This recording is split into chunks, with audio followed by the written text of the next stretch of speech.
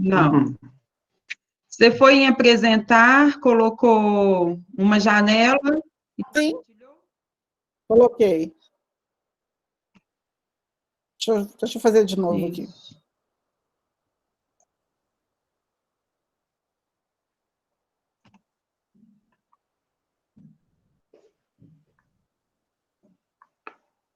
Apareceu? Parece que vai aparecer. Agora tá vindo, Parece, mas ainda não veio, não. Ainda não carregou, não. Ah, na hora que tiver carregado, vocês me falam, porque, né? A apresentação, eu estou dando aula no mestrado, é muito difícil, porque você abre a apresentação, some todo mundo, você não sabe as reações. Tá apresentando já, tem que colocar no slide. Alguém está vendo aí já? Sim, eu já estou vendo a tela dela, só que ela precisa colocar na apresentação que ela quer fazer, no slide dela. Ah, tá. Isso. Aqui tá na sua página do Google Meet. Mas está no meu slide. O arquivo tem que estar aberto, né? Tem que lembrar disso também. Tem que abrir o arquivo antes. Ô, Lu, o que a gente está vendo é a sua página do Google Meet. Ah, não, então deve estar carregando. Não, acho que é isso que alguém falou aqui, que você tem. O Alberto falou que você tem que abrir o arquivo antes. Ele já estava aberto? Estava aberto. Ele estava aberto, eu só abri ele aqui. Então fecha e tenta de novo, por favor, Lu. Isso. Olha se foi.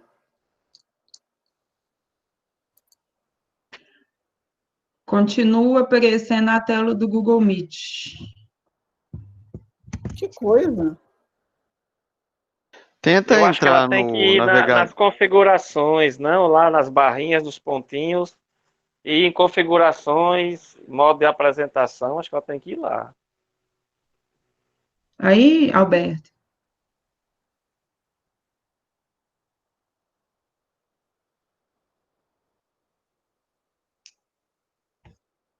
Não. Tá tudo Tenta certo nas configurações. colocar no slide de novo. Eu dei aula hoje, deu tudo certo. Às vezes dá uns probleminhas mesmo. Minimiza o navegador e tenta entrar lá nos slides de novo. Você não quer mandar a apresentação aí para Ana Paula?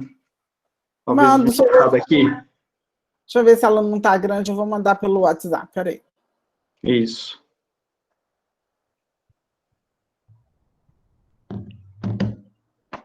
É que ela tem muita imagem também.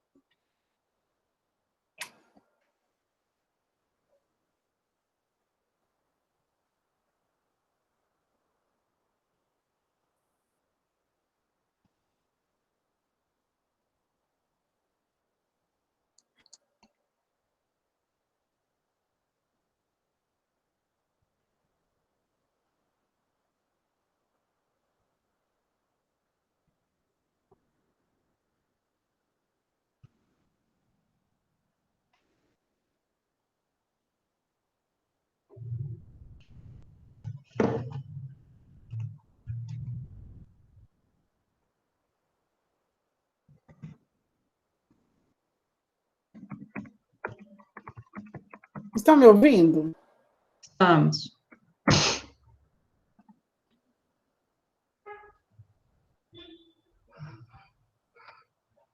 A gente está vendo essa tela, viu, Lu, compartilhado toda aqui. Você entrando no WhatsApp. Estão vendo minha tela? Uhum. Por que vocês não estão vendo a apresentação? A gente está vendo o seu navegador. Por isso que eu acho que isso que o Alberto falou, de fechar o navegador e abrir o slide, talvez dê certo.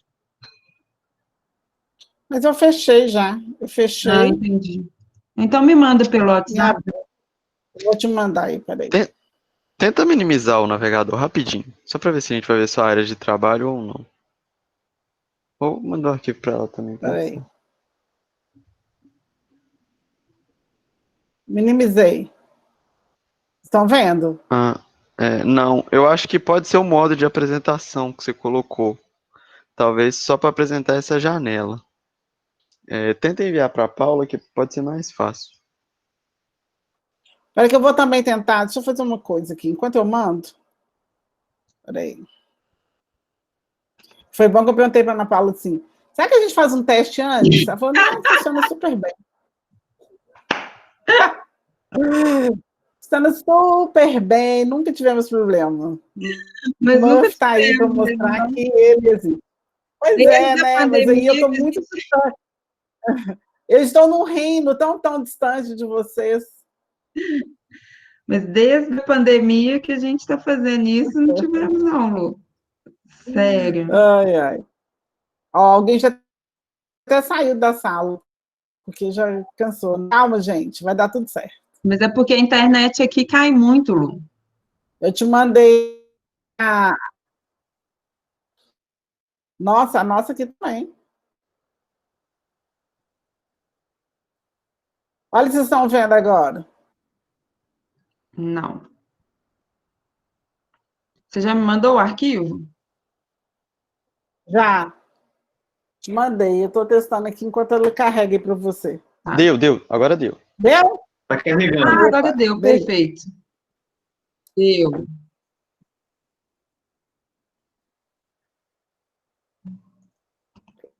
Então, vamos lá, né? Então, boa noite a todos e a todas.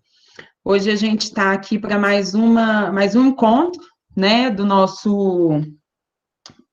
curso que você precisa saber sobre Covid-19.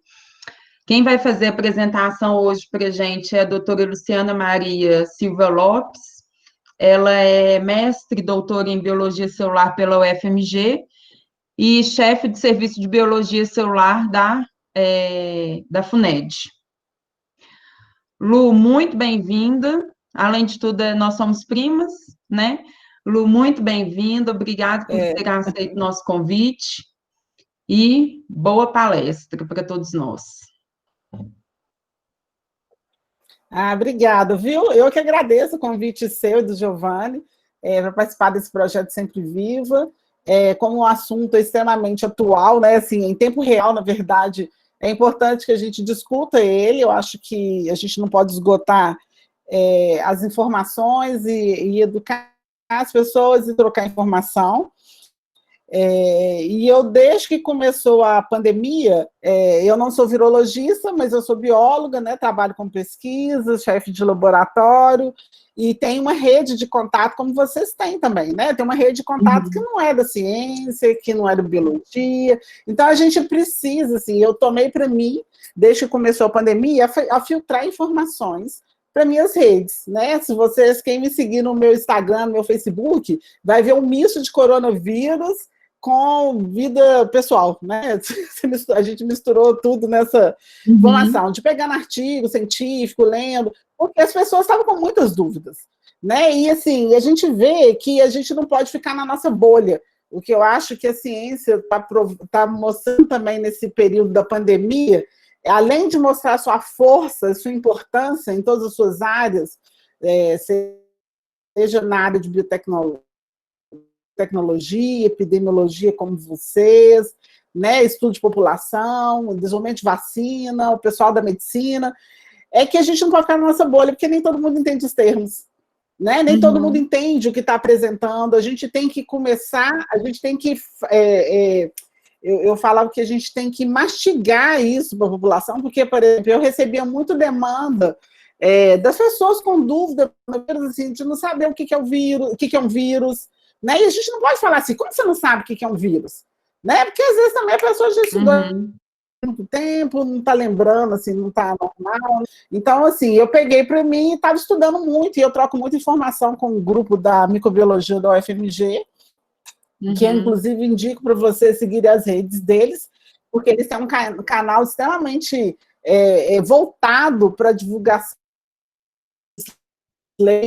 todos os artigos que saem sobre o coronavírus, e ela é minha amiga, e a gente troca muita informação, então a gente está nessa toada aí, tá? Então eu espero que eu consiga trazer informações para vocês, para a gente trocar, e a gente ver quais são as dúvidas, né, que apareçam alguns questionamentos, e que vocês que estão aqui assistindo sejam multiplicadores. Vocês têm que lembrar que o momento que a gente está fazendo aqui, que é isso que a Ana Paula e o Giovanni estão proporcionando, a informação não pode morrer. Uhum.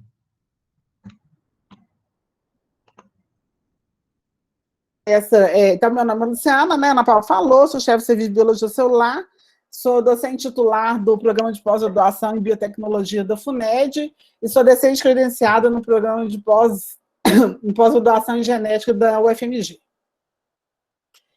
Para a gente falar dos coronavírus, né, dessa pandemia agora, a gente tem que saber primeiro o que é um patógeno, o que é um coronavírus, um vírus, uma doença infecciosa causada por um patógeno. Então, o patógeno são os agentes infecciosos, como bactérias, vírus, fungos ou parasitas, que causam doença quando colonizam um organismo hospedeiro. As doenças infecciosas causam cerca de 1/4 das mortes de seres humanos em todo o mundo, né?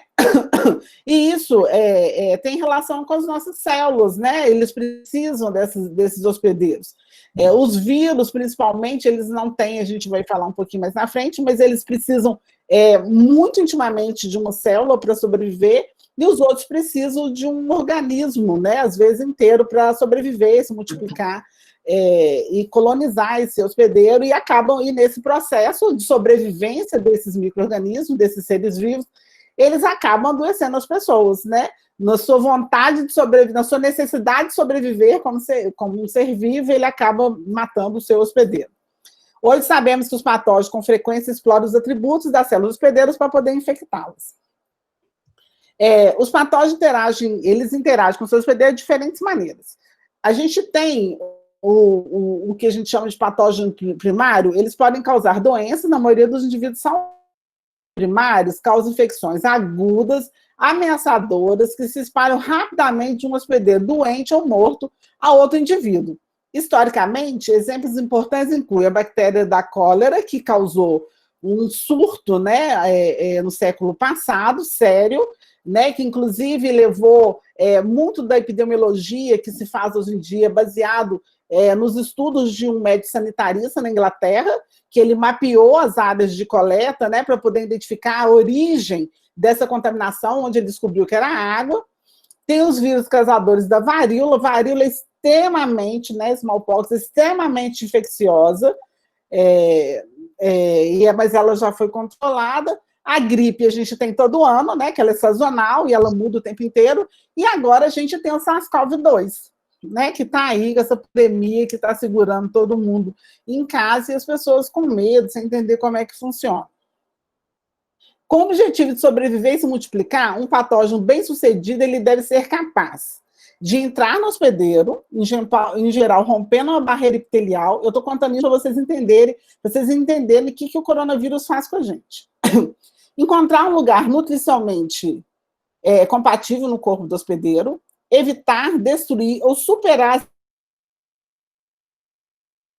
o sistema imune, né? Porque se ele não burla, a pessoa vai lá e é infectada. Multiplicar-se quando os recursos disponíveis no hospedeiro e sair de um hospedeiro e propagar-se para outro. Então, isso tudo aqui eu estou descrevendo que a gente tem ouvido falar do coronavírus o tempo inteiro. Os patógenos desenvolveram vários mecanismos para explorar a realização dessas tarefas. Então, desses patógenos que a gente está falando que existem, quem são os vírus, né, que é o objeto do trabalho agora? Os vírus representam a maior diversidade biológica do planeta, mais que as bactérias, plantas e fungos. Não existe consenso se são de fato seres vivos ou não. Entretanto, a ideia mais aceita é que os vírus são entidades biológicas que apresentam atividade celular. O vírus é um porqueira, perdão da palavra, porque é um organismo extremamente pequeno, ele possui uma capinha de gordura com proteínas incrustadas e um material genético dentro, e é microscópico, é isso que ele é. E a gente não consegue, os biólogos não conseguem classificar ele como ser vivo, por quê? Porque como ele não sobrevive, ele não tem toda a maquinaria de uma célula eucariota, ou procariota, que consiga produzir proteínas, a gente não consegue classificar ele como um ser vivo. mas ele tem uma capacidade de se adaptar aos seus hospedeiros e utilizar essa maquinaria toda para a sua sobrevivência. E devido ao seu tamanho, ele consegue infectar muita gente, produzir muitas partículas e se espalhar rapidamente, que é o que a gente tem visto aí, né? As pessoas estão vendo a pandemia, a história da doença, né? Darwin, se tivesse vivo, ele estaria alucinado, assim, porque a gente está vivendo várias situações que já foram descritas pelos cientistas da ciência natural há muito tempo. Existe uma grande diversidade de vírus, aqui são imagens de tipos de vírus, né? Poxvírus, herpesvírus, adenovírus, os adenovírus causam resfriados, papilomavírus, que causa HPV. Aqui está a escala do tamanho deles, para vocês verem como é que eles são pequenos, né? Nanômetros, eles são medidos em nanômetros. Existem vírus DNA, cujo o material genético deles é composto de DNA, e os vírus RNA. Os coronavírus, aqui, ó, ele é um tipo de vírus RNA, está dentro do grupo dos poliovírus, do HIV, do influenza, né? Da influenza que acomete a gente todo ano, a raiva e a cachumba. Ele chama coronavírus porque ele tem essa estrutura aqui de espículas, né, com essa proteína que permite a entrada na célula hospedeira e se assemelha uma coroa, né, no seu entorno. Aqui, né, mostrando os exemplos dos vírus, tem herpes, Epstein-Barr, varíola, papiloma, vários outros. Febre amarela, né, que a gente teve um surto em 2016, desculpa. Cachumba, sarampo, que está voltando, né, porque as pessoas não vacinam. A gente lida com isso o tempo inteiro. Hepatite A, B e C, tem vários aí que normalmente as pessoas acabam ouvindo. Esses vírus, né, como é que a maquinaria deles funciona? Eles têm várias formas de entrada na célula, por fusão, como o vírus da HIV, e acredita-se que o coronavírus usa esse mesmo tipo de mecanismo, né, que ele se funde a membrana da célula e joga seu material genético aqui para dentro e utiliza a maquinaria da célula para produzir novo material genético, vai gerar nova cápsula para ele que ele vai sair. Tem endocitose, como influenza vírus, ele é endocitado pela célula, o mecanismo de endocitose da célula leva ele para dentro da célula, e lá dentro ele vai conseguir usar a maquinaria da célula para produzir novos ácidos nucleicos que vão formar suas proteínas. Outra forma de endocitose, tá? E mais endocitose normalmente, mas com mecanismos internos diferentes. Então, além de existir uma diversidade de tipos de vírus, diversidade de material genético que forma esses vírus, ele tem várias. Como a gente não consegue classificar ele, assim, né, porque toda vez que você vai classificar um ser vivo, você fala de reino, filo, classe, ordem, família, gênero, etc. Os vírus, existe uma discussão como classificá-los. Hoje em dia, existe uma classificação de Baltimore, onde que eles classificam de acordo com o genoma dele, né? Então, eles são classificados se ele é vírus de DNA, se é DNA positivo ou negativo, isso são questões mais genéticas que eu não vou entrar na questão, tá? Mas se ele é um vírus DNA de fita simples, de fita dupla, se ele é vírus RNA de fita simples, de fita dupla. Então, quem são eles? E os coronavírus, eles estão junto, por incrível que se pareça, com outra praga que acomete a gente, que são os flavivírus, que é o vírus da dengue, febre amarela, chikungunya, zika, para você entender como é que é a capacidade de infecção desses vírus. Então, os vírus coronavírus, eles estão aqui, eles são da classe 4, são vírus de RNA positivo, então eles usam o RNA dele, mensageiro, diretamente para produzir proteínas, para produzir toda a sua maquinaria, né, das suas partículas, para poder multiplicar, invadir, crescer e propagar, tá?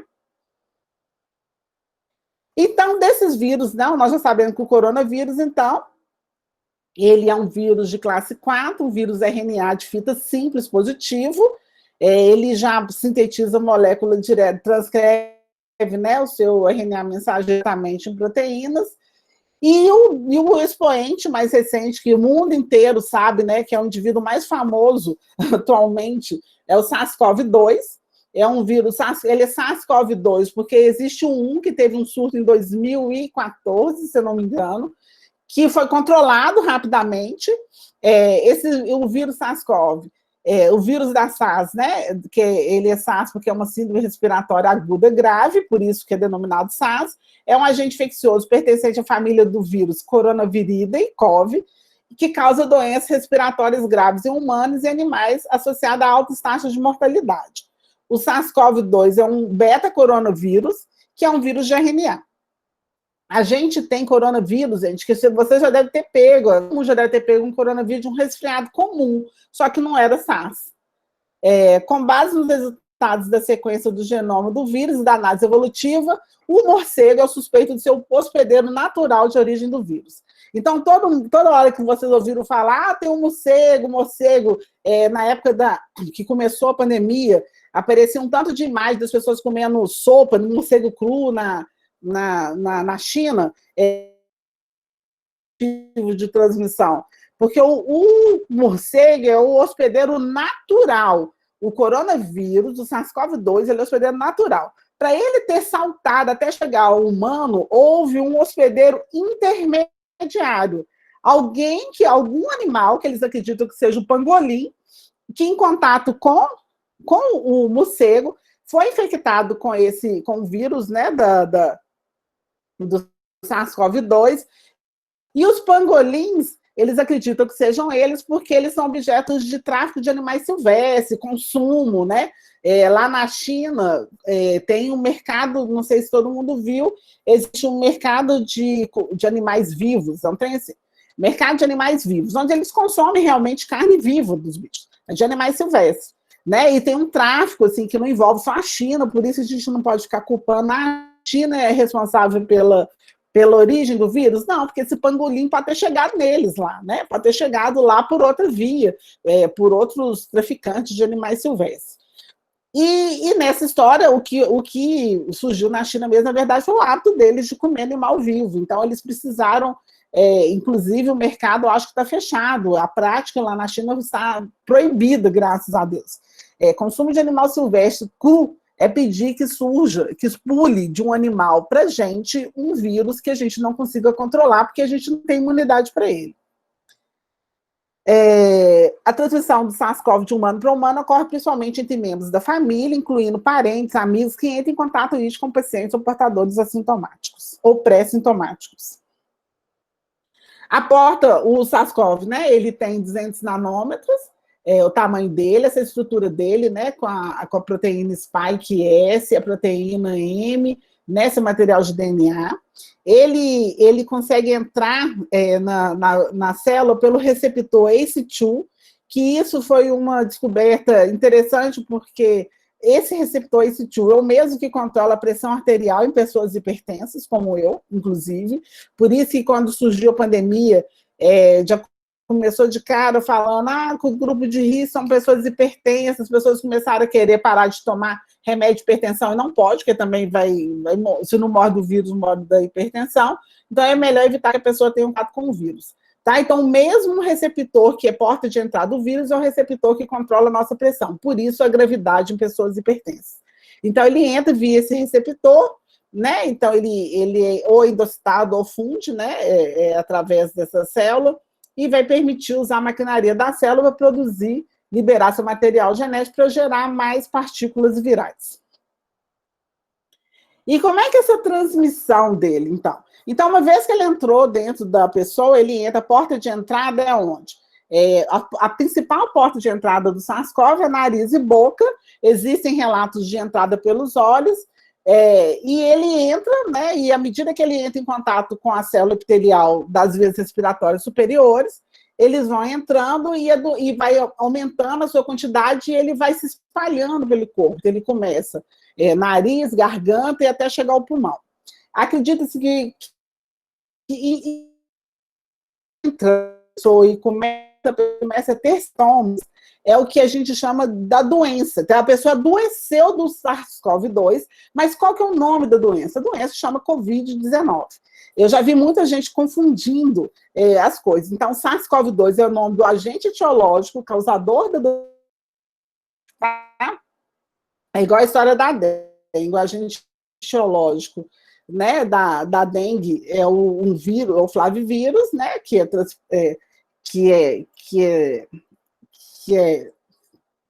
pelo Aedes aegypti, mas a doença é dengue, né? Então, para vocês entenderem. Então, Covid-19 é a doença, não é o vírus. Tá? A Covid-19 é a doença causada pelo vírus. Algumas pessoas, então, acreditam que a Covid-19 se espalha principalmente através do contato próximo de pessoa para pessoa. Algumas pessoas sem sintomas ou pré-sintomáticas podem espalhar o vírus. Então, as pessoas pré-sintomáticas são aquelas que vão adoecer, só que ela ainda está na fase que ela não tem sintoma. E enquanto ela está na fase que ela não tem sintoma, ela está espalhando o vírus. Ela acha que está saudável, que é um dos maiores erros dos seres humanos, é que ela acha que, aparentemente, ela está saudável e ela não tem doença. O ser humano acha que só tem a doença quem está com sintomas. Então, por isso que a gente está com essa doença descontrolada aí, porque você ouve o tempo inteiro, não, tudo bem, eu estou ótimo. Né? As pessoas têm a mania de falar nesse momento de pandemia que está ótimo. Realmente, nesse momento você está ótimo, mas eu não sei daqui a 3, uma semana, 15 dias. A Covid-19, ela se espalha entre pessoas que estão em estreito contato umas com as outras, até 1,5 metro. É capaz de infectar, por isso tem que reforçar que a distância de segurança entre as pessoas é de até 2 metros, é a partir de 2 metros de segurança. Espalha-se através de gotículas respiratórias produzidas quando uma pessoa infectada tosse, espirra ou fala. Por que um paciente com Covid-19, né, está infectado com SARS-CoV-2 tosse muito? Porque é a forma que o vírus tem de sair do corpo do hospedeiro e entrar no corpo de outra pessoa. Então, a pessoa tem tanta partícula viral ali que vai irritando a mucosa que a pessoa começa a tossir, né, para poder... e quando ela está tossindo, ela está espalhando o vírus, tá? Ou ela espirra, né? E na fala, normalmente, tem gente que libera muita partícula pela fala. Essas gotículas podem pousar na boca ou no nariz de pessoas próximas e possivelmente inalado pelos pulmões. Gente, aqui, aposto que todo mundo, quando terminar a apresentação, eu quero que vocês me façam um relato. Vocês vão perceber quem é que... Todo mundo já conversou com alguém e viu uma partícula cair na boca. Né? A gente conversa, o ser humano conversa muito próximo um dos outros. Enquanto está conversando, vai caindo, assim, várias vezes, quando eu penso nas viroses, eu lembro das pessoas conversando, assim, quando a gente está em festa, etc. Você conversa tão próximo, várias vezes, gotícula das pessoas, você percebe ela chegando a gente. Então, vocês têm que pensar nisso para lembrar como é que as pessoas pegam a doença. Pegam porque essas partículas chegam mesmo. É igual uma ogiva cheia de partícula viral que vai te infectar. O vírus que causa Covid-19 está se espalhando de maneira fácil e sustentável entre as pessoas. As informações da pandemia de Covid-19 em andamento demonstraram que esse vírus se espalha mais eficientemente que a gripe, mas não tão eficientemente quanto o sarampo, que é altamente contagioso. Em geral, quanto mais uma pessoa interage com outras e quanto maior essa interação, maior o risco de propagação do Covid-19. Daí a necessidade do distanciamento físico e isolamento social. Pode ser possível também que uma pessoa possa adquirir a Covid-19 tocando em uma superfície ou objeto com o vírus, em seguida tocando sua própria boca, nariz ou coçando os olhos. Então, a gente tem que manter o distanciamento físico para que essa partícula não chegue na gente. Né? Então, é isso. A gente tem que lembrar sempre disso. Por que eu tenho que ficar longe da pessoa? É porque na hora que você tem uma trajetória do custo sai da outra pessoa facilmente até 1,5 metro. Essa é a primeira surto epidêmico que a gente tem? Não, a gente, ao longo da humanidade, a gente tem muitas, né? Aqui a gente vê um relógio, né, do tempo aqui mostrando, a gente tem várias pragas em épocas que a gente nem sonhava em existir, e as mais recentes aqui que a gente pode listar, a gente tem a ebola, que teve em 2014, a ebola, gente, matou 11 mil pessoas, a MERS, em 2012, 850 pessoas, a gripe suína, em 2009, matou 200 mil pessoas em um ano no mundo inteiro. Tá? Para vocês verem a noção, 1 ano no mundo inteiro, guardem esses números. O HIV e a AIDS matou muita gente, ainda está em andamento. O HIV ainda não tem tratamento, tá? Mas não tem vacina, tem tratamento, então ele está melhor controlado. Mas mesmo assim, o HIV, ele ainda é uma pandemia que ainda existe, controlada, né? Mas ela já matou em torno de 35 milhões de pessoas desde que ela surgiu. E a gripe asiática, 1951, que matou em torno de 1 milhão de pessoas. A praga que todo mundo fala, né, que teve um surto de praga, que foi no século passado, ou no outro século, que deu nessa praga, Antônio, praga justiniana.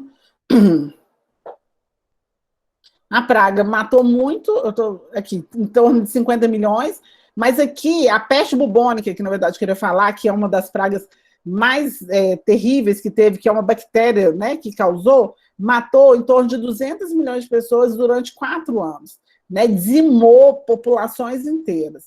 E essas doenças infecciosas causadas por esses patógenos, elas vão surgindo porque a gente, né, a humanidade crescendo, vai invadindo os espaços, as condições de higiene vão se deteriorando, e ficar vigilante nisso o tempo inteiro para evitar esses surtos. A Covid-19, né, então, ela é a sigla para a doença do coronavírus de 2019, porque, na verdade, começou em Wuhan, em 2019, né, na China. Ela começa quando esse vírus invade o nariz, boca, os olhos, né, e pega carona nas mãos, né, em gotículas suspensas, tá, e após um espirro bem dado. Quais são os sintomas da Covid-19? Eu coloquei aqui a última publicação, um grupo de pesquisadores britânicos elencaram 6 sintomas de Covid-19, né, que vai desde gripe sem febre, gripe com febre, sintomas gastrointestinais, até os sintomas severos, que são os que preocupam mesmo, né? Então, os que acendem o sinal de alerta são os tipos severo, nível 1, que vai ter dor de cabeça, perda de olfato, tosse, febre, rouquidão, dor no peito, fadiga. O tipo severo 2, que vão ter esses mesmos aqui, acompanhado de confusão mental, dor muscular. E o mais severo, que é o tipo 3, que vai causar síndrome respiratória aguda grave, que é a CIRAG, né, que todo mundo viu aí, que a gente tem todo ano por conta da influenza, o Brasil e o mundo inteiro já monitoram os casos de CIRAG. Mas agora esses dados eles sobreporam sobre os outros. Então a gente sabe que tem, por isso que o Brasil correu para vacinar todo mundo com H1N1, para eliminar os casos de influenza, matando as pessoas por síndrome respiratória aguda, e os casos que aparecessem se fosse Covid. Tá? Então, ela é uma doença, quando ela atinge o nível 3, ela é uma doença sistêmica, inflamatória, gera coágulos, ataca rim, cérebro, olhos, intestino. É muito sério quando ela se torna uma doença severa, porque ela leva uma pessoa a óbito em poucos dias ou um tempo muito maior que a pessoa não consegue recuperar. Lembra que eu falei do receptor ACE2, né, que é o receptor ACE2, que é o mesmo que controla a hipertensão, que é o que é a porta de entrada dele. Então, célula que tem receptor ACE2, esse vírus chega. Tá? Então, onde que tem esses receptores? A gente já mapeou tudo, né? Os pesquisadores já mapearam, são as vias respiratórias superiores até as células dos pulmões, tá? E tudo isso aconteceu por quê?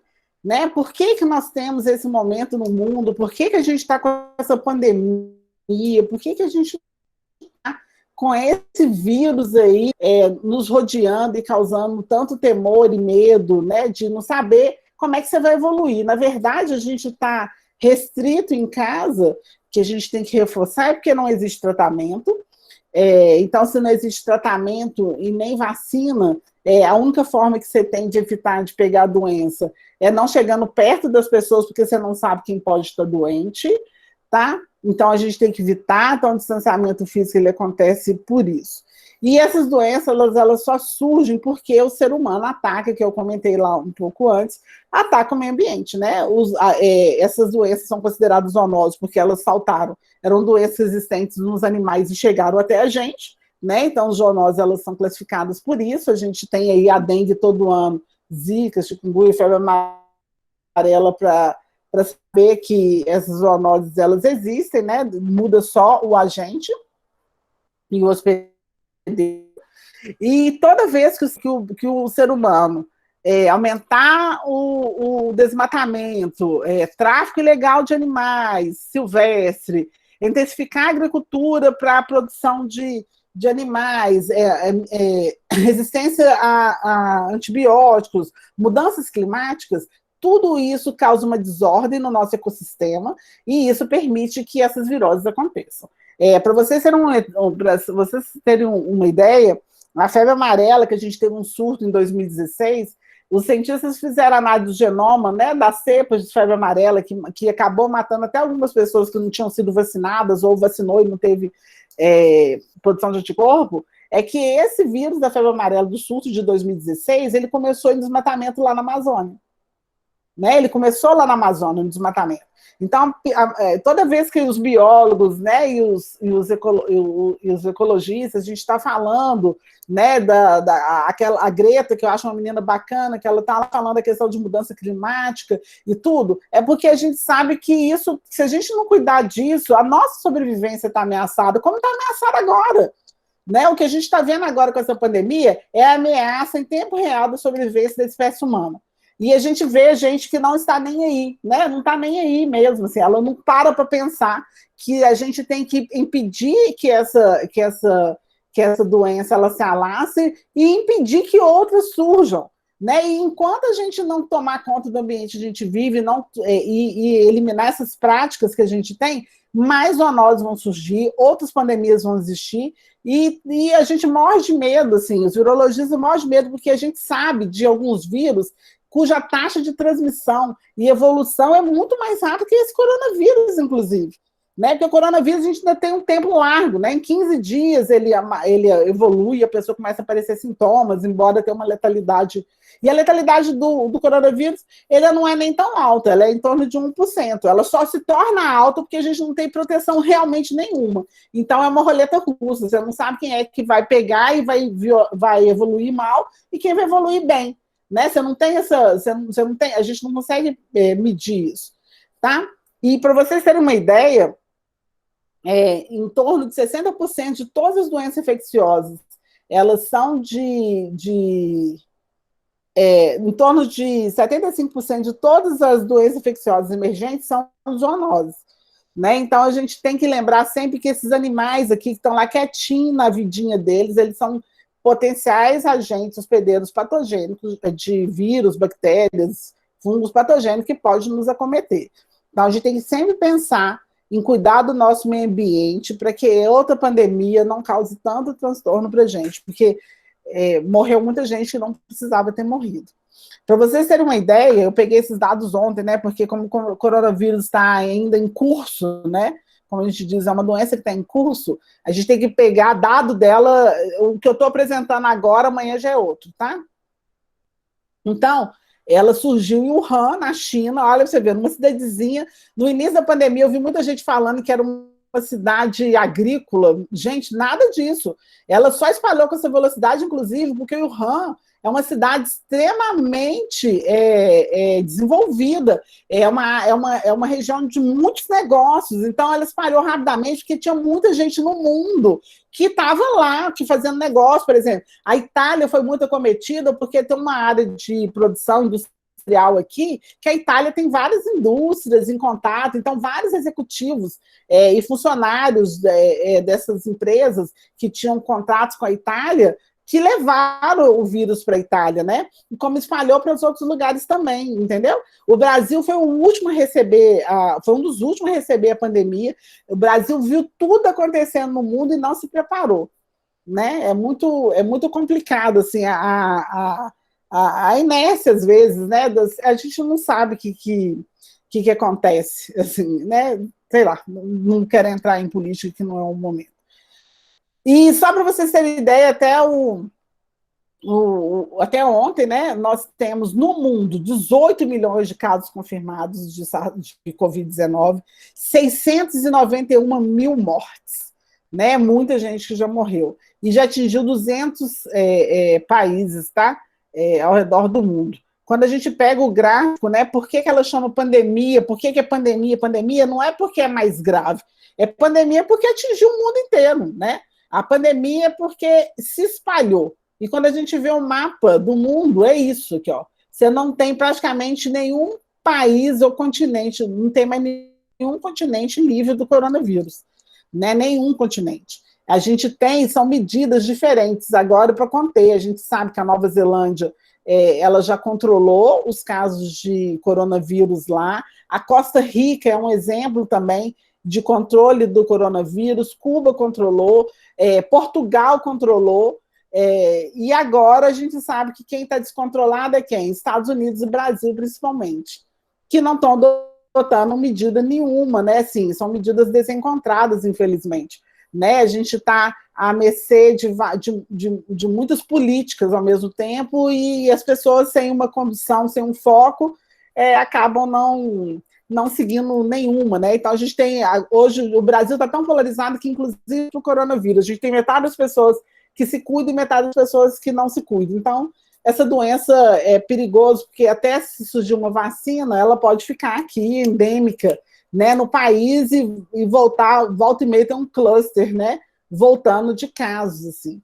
É extremamente complicado, mas a gente tem que estar esperançoso aí que surja uma vacina realmente que funcione. Eu estou esperançosa, né, eu espero que surja. Saiu alguns artigos recentes sobre o coronavírus no Brasil, um que saiu de um grupo com pesquisadores do Reino Unido, né, que saiu agora em julho, muito bacana. Ele mostrou a porta de entrada, foi feito com 15 instituições brasileiras em parceria com pesquisadores do Reino Unido. Eles sequenciaram 427 amostras do vírus SARS-CoV-2 de 85 municípios de 21 estados do Brasil. E eles mostraram o quê? Que é muito legal. Eles mostraram a porta de entrada, principalmente, né, São Paulo, Ceará, Pará e Amazônia. Eles mostraram que as medidas de isolamento diminuiu a taxa de reprodução do vírus, né, o fator RT-RO, que foi muito importante. Eles mostraram que houveram mais de 100 diferentes chegadas do vírus no país. Quando você sequencia o genoma do vírus, você tem etiquetas genéticas que mostram, consegue rastrear eles. Então, vieram 100 entradas diferentes, mais de 100 entradas diferentes, isso é muito interessante, né? Como que ele chegou no país. Eles viram que esses NPIs são essas intervenções não farmacológicas,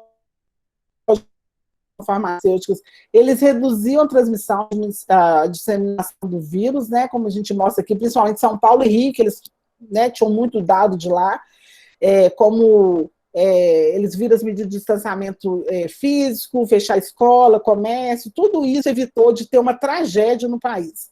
Porque se não tivesse tido essas medidas lá, no início de março, de vários governadores e prefeitos, a situação teria sido muito pior. E eles provaram isso. E é muito legal que eles usaram plataforma, algoritmo matemático da Google, de mobilidade.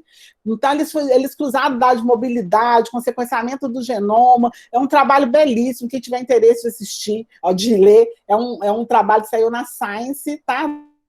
Do autor Cândido, Darlan Cândido. Saiu no dia 23 de julho, vale a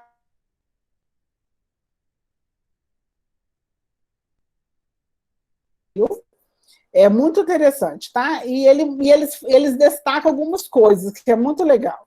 Eles destacam que o Brasil precisa urgentemente impedir a transmissão futura do vírus, enquanto a gente não consegue controlar ele, implementar triagem diagnóstica rápida e acessível, rastreamento de contatos, quarentena de novos casos e medidas coordenadas de distanciamento físico e social em todo o país. E eles dizem também, né, os autores que assinaram esse artigo, que o recente relaxamento das intervenções não farmacêuticas, né, que eles chamam de NPIs no Brasil, em outros lugares também, então, se eles estão relaxando, então faz-se necessário uma vigilância molecular, imunológica e genômica contínua para decisões baseadas em dados em tempo real. Isso significa o quê? É o que os cientistas têm pedido o tempo inteiro, é fazer testagem de rastreio. Se você identifica alguém que está com coronavírus, você tem que conseguir testar todo mundo no seu entorno. Só que a gente é um país que testa muito pouco, né? Infelizmente, a gente é um dos países que menos testa no mundo inteiro. Então, a gente não consegue ter um rastreamento adequado dos casos, nem isolar os casos suspeitos. Que isso se torna muito mais complexo. Eu peguei um dado ontem da Folha de São Paulo, que mostra o panorama do Brasil atual, né, assim, de número de casos. Aí eu identifiquei aqui Minas Gerais, que é a área que é a nossa área de abrangência. Atualmente, Minas Gerais tem 135 mil casos, 3 mil mortes, e está em estado acelerado. Né? Belo Horizonte também tem aumentado bastante, embora a gente tenha uma situação melhor que outras capitais no país. Como é que é feito o teste para coronavírus? Existem vários testes, o mais sensível é o teste molecular, que é a PCR, né, que é a reação em cadeia da polimerase, que nada mais é que ele não é um vírus de RNA, como eu contei lá atrás, é reconhecer o RNA desse vírus nas pessoas. Se esse RNA está na pessoa, a pessoa tem um vírus. De maneira simples, contando, é isso. Tá? Então, é uma tecnologia, tem várias, esse teste da PCR, tem várias partes da região do mundo reconhece, mas o ensaio é esse. É reconhecer o material genético do vírus numa pessoa infectada. Tem os testes imunológicos, que tem o teste rápido, que identifica anticorpo, e vocês já devem ter ouvido falar no teste rápido, que identifica IgM e IgG. Esse teste rápido aqui, ó, ele é mais controverso, por quê? Porque ainda falta uma validação mais robusta, mas ele dá um panorama da situação. A IgM, que é identificado, é uma imunoglobulina, um anticorpo produzido em estágios iniciais de uma infecção. É quando o corpo recebe um tanto de partícula viral, um tanto de patógeno, né? E ele quer reagir rápido. Então ele produz uma molécula que consegue bloquear um tanto de vírus rapidamente. A IgG é de memória. Então, a IgG é uma resposta mais tardia. Ele mostra agora se você já teve contato ou não com o vírus. E tem sido aplicado. Tem o ensaio ELISA, que é o mais sensível desses imunológicos. Então, ele identifica também IgM e IgG, só que são técnicas diferentes. Aqui, imunocromatográfico, aqui de quimiluminescência. E tem outros testes imunológicos também, que identificam a partícula viral e tal. Tem vários testes de andamento. Eu vi um que na Austrália estão fazendo um para identificar coágulos. Tem gente que está fazendo com inteligência artificial. Tem várias outras metodologias que estão surgindo aí para identificar melhor a doença. As fases da detecção, que é uma coisa que a gente tem que prestar muita atenção.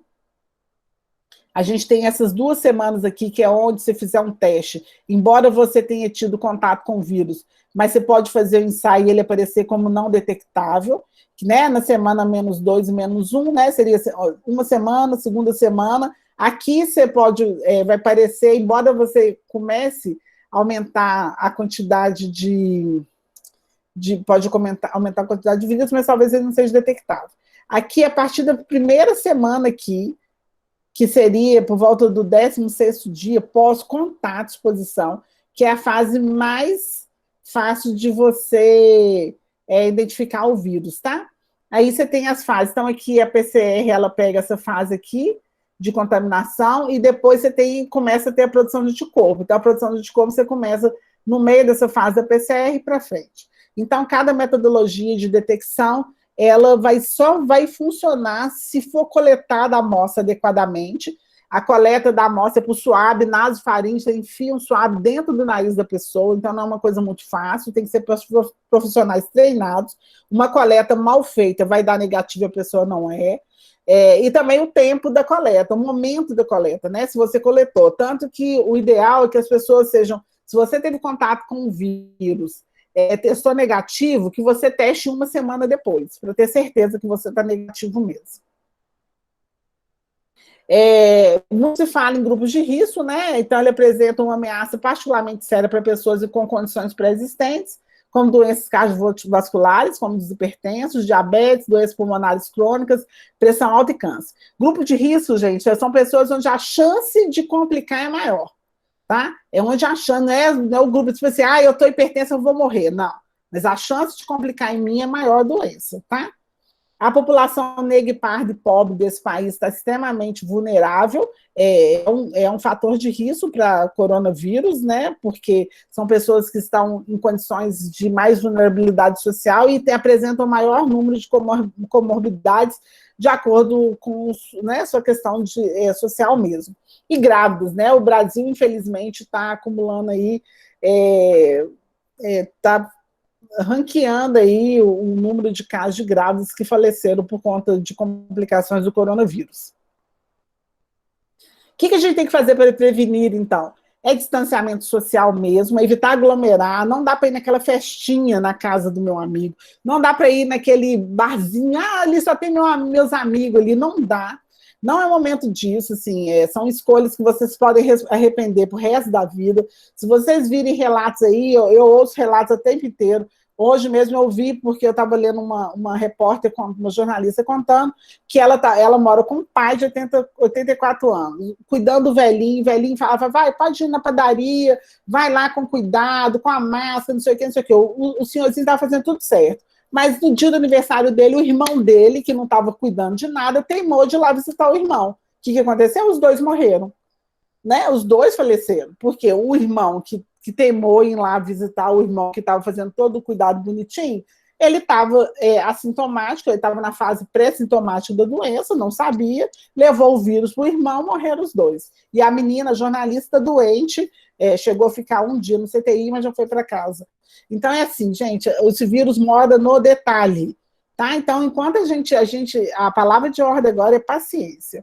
O distanciamento físico é você manter um distanciamento, você precisa fazer alguma coisa, sair para trabalho essencial, vai trabalhar alguma coisa, evitar de ficar muito perto das pessoas, isso é uma coisa que precisa ser reforçado. Higiene das mãos, porque é uma forma de você colocar vírus, né? Porque a gente leva a mão no rosto umas 200 vezes ao dia, isso já é calculado, né? E o uso de máscara, gente. Máscara salva vida. Né? Se a gente não tem como, se não conseguiu ter máscara cirúrgica, a gente tem que fazer o uso de máscara caseira. Eu faço uso, eu só uso máscara caseira, eu não consegui comprar máscara cirúrgica, e graças a Deus tem 5 meses que eu estou segura, assim, até agora, né, nesse momento, eu não tive nada. Né? E eu saio, eu preciso ir ao supermercado, eu precisei ir no FUNED, onde eu trabalho, né? Eu precisei, mas contudo com cuidado, eu mantive distanciamento social, eu não estou encontrando meus amigos, não encontro minha família, né? Faço higiene das mãos o tempo inteiro, não saio de casa, não piso de casa sem máscara, e quando eu estou perto de alguém, que eu vejo alguém na rua, você também tem que sair correndo as pessoas, mas se você viu a pessoa, tente manter o distanciamento, né? Tanto para você medir, como é que eu vou medir 2 metros? É um braço seu e um braço dele, tá? Para poder ficar mais ou menos por aí, entendeu? Uma distância, seu braço aberto, mais o braço aberto da pessoa, e se quiser, dá uma redadinha para trás, que facilita, tá? Use máscara, tá? A máscara protege de você ser infectado pela partícula viral e reduz a carga viral que a pessoa pode estar eliminando. E por que o sabão destrói coronavírus? Porque eu falei com vocês, o coronavírus é uma capinha de gordura cheia de proteína. Então, essa capinha de gordura, né, que é essa membrana lipídica que ele possui, né, no seu entorno, que abriga esse material genético, ele é afetado pelo sabão, porque o sabão, ele tem nessa estrutura dele uma cabeça hidrofílica que interage com águas, uma cauda hidrofóbica que interage com óleos e gorduras. Quando você lava as mãos, o sabão, essa molécula do sabão aqui, ó, ela vai fazer o quê? A cauda hidrofóbica do sabão vai destruir a camada de gordura do vírus. Então, tem que lavar. E o álcool faz a mesma coisa, tá? E quando for lavar as mãos, é esfregar, não é fazer assim, não. Até a gente fala, lava a mão mais ou menos, assim, não. Lava, esfrega, né? Passa. O álcool gel, deixar... Você vai trabalhar lá no seu serviço, você não sabe quem tocou em quê? Fique sempre com um tubinho de álcool gel, de álcool, para passar de vez em quando, lembrei, álcool gel na mão. Lembrei, passar álcool gel na mão de novo. Tá? É assim que funciona. Infelizmente, nós vamos ter que criar esses toques aí até a gente conseguir ficar seguro. Tratamento. A gente não tem tratamento efetivo, existem tratamentos que são utilizados dentro do CTI, que são procedimentos dos intensivistas, mas não são tratamentos específicos para o coronavírus. São tratamentos para os sintomas do coronavírus, né? para atenuar os sintomas do coronavírus, mas não existe também falar assim, olha, esse medicamento aqui mata o vírus. Não existe. Então, não, se alguém falar que tem um tratamento existente, comprovado e aprovado, é mentira, nenhum, tá? Os que tem aí são os que precisam ser tomados mesmo. Mas o que a gente tem aposta, né? A gente tem que apostar, e o Brasil está testando 4 vacinas, né? Por que o Brasil está testando 4 vacinas? Porque é onde o número de casos está alto, e para testar vacina você precisa ter o vírus circulando. Então, é ruim para a gente, mas também é bom para testar a vacina, né? Porque onde o vírus está controlado, a efetividade de uma vacina pode não ser avaliada decentemente. E a vacina é feita de quê? A vacina é feita de partículas do vírus, ou vírus total atenuado, inativado, ou partícula do vírus, ou engenharia genética poderosa, biotecnologia de ponta, onde eles estão fazendo material, fazendo vírus de RNA, sabe? São tecnologias que teria que ser uma aula só para isso, para explicar como é que funciona. Então, da última vez que eu avaliei, né, quantas vacinas estavam sendo desenvolvidas, existem 140 em fase inicial, que é pré-clínico, 18 na fase 1, 12 na fase 2.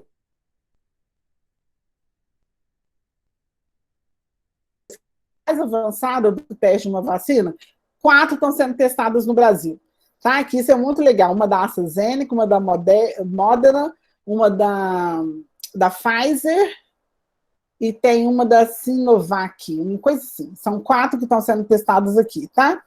E por que são? E quem que são essas fases, rapidamente, para falar? Para uma vacina chegar segura na gente, um medicamento chegar seguro à aplicação em seres humanos, ela passa uma fase pré-clínico em animais. Depois que ela passou aqui, deu tudo certo, ela vai para uma fase 1 e 2 de segurança, para mostrar que ela não é tóxica nos seres humanos.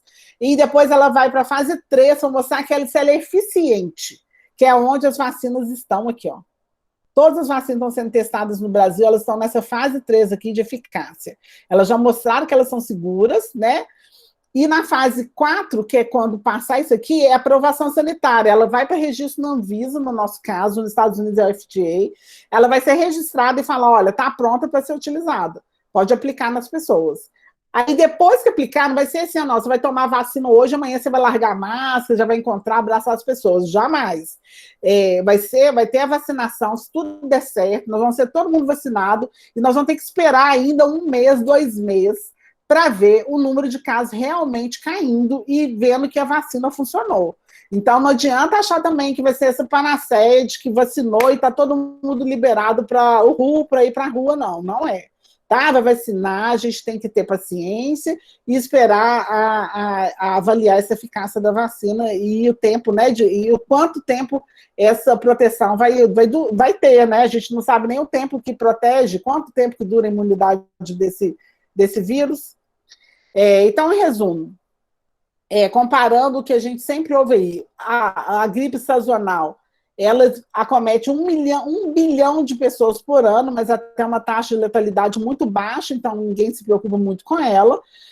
O SARS-CoV-1, que surgiu em 2002, né, a data, ela tem uma taxa de letalidade altíssima, mas a taxa de infecção baixa, é pouco contagioso, então, graças a Deus, ele foi possível de ser controlado, que é diferente do nosso coronavírus atual, que ele é um vírus extremamente contagioso, ele produz muitas partículas virais e tem uma taxa de letalidade até baixa, 0,5% a 1%. Só que se eu pego isso, vamos supor, 1%, num país que tem 200 milhões de pessoas, vão morrer 1 milhão de pessoas. E 1 milhão de pessoas é muita gente, porque quando eu falo em 1 milhão de pessoas, começa a chegar perto da gente, começa a aparecer um parente, um amigo, etc. Então, não basta eu falar que a taxa é de 1% que é baixo, que pode deixar o vírus correr solto, não. Porque quando eu falo que o vírus pode correr solto, o que eu estou querendo falar é que um parente seu pode morrer e tudo bem, e não é assim. Né? Cada vida conta, a minha vida conta, a vida de vocês conta, dos familiares, dos amigos e até de quem a gente não conhece conta, né? Porque a gente tem que proteger os seres humanos, principalmente a gente que trabalha com saúde pública. Quem tem conduzido tudo isso é o Tedros Adhanom, ele é um etíope, né? Ele é o condutor da Organização Mundial de Saúde, que é um braço das Nações Unidas. A OMS ela surgiu ao fim da Segunda Guerra Mundial, e é uma forma de realmente gerenciar, né, no mundo globalizado, as doenças que estão cometendo todo mundo, né, e definir políticas de saúde global. Ele tem sido extremamente atacado, mas é muito complexo para ele, porque é um vírus novo, eu fico vendo as pessoas questionando a competência dele, pode ter até algumas falhas, né, da Organização Mundial de Saúde, porque todo mundo tem falha, mas ele também está lidando com um vírus novo, né? É um vírus que surgiu, assim, a gente está aprendendo aquela história de trocar o pneu com o carro andando. Eu sempre gosto de falar deles porque a gente esquece, né? Porque o OMS, até pouco tempo, todo mundo seguia as diretrizes dele, e agora, no mundo polarizado, fica uma briga. A gente não tem hora de briga política agora, a gente tem que primeiro combater o coronavírus, para que a gente consiga sair dessa seguro e com mais gente viva, né? Então, cuidem-se. É um vírus que mata muito mais que a gripe, né? Então, para cada paciente hospitalizado por influenza, 56 foram hospitalizados por Covid, e é uma gripezinha que mata, tá? Porque a cada 3 brasileiros hospitalizados com problemas respiratórios por Covid, um morreu. É isso. Não sei quanto tempo que eu falei, esqueci de perguntar quanto tempo eu tinha. Eu agradeço novamente a oportunidade. O meu contato está aí, se alguém precisar entrar em contato, tiver alguma dúvida depois, quiser falar aqui agora, ou quiser falar qualquer outra coisa de ciência. Esses são meus contatos, meus telefones, minhas redes sociais. Eu faço parte da Liga de Ciência Preta Brasileira, vocês podem nos seguir lá nas redes também, que é uma forma da gente também espalhar a ciência, a educação para todo mundo. Eu tenho um blog de divulgação de ciência, cuidado pelos meus alunos de iniciação científica, e estou à disposição. Eu deixei um videozinho aqui para vocês, só para finalizar, para vocês saberem a importância de usar as máscaras, tá? De acordo com a Unicef.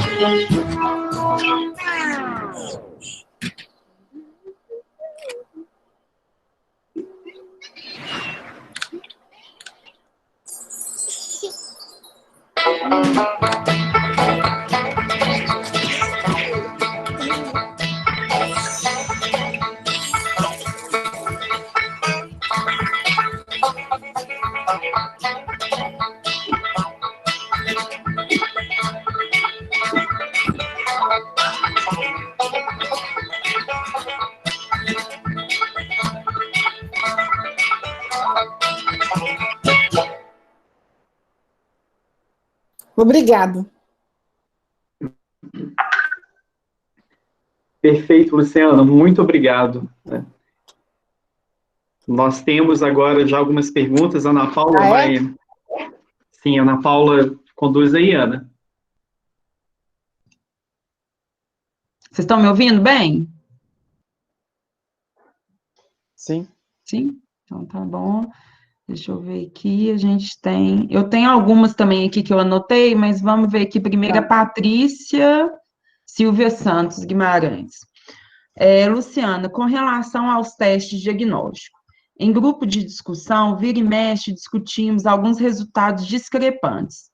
Teste rápido positivo e quimioluminescência negativo.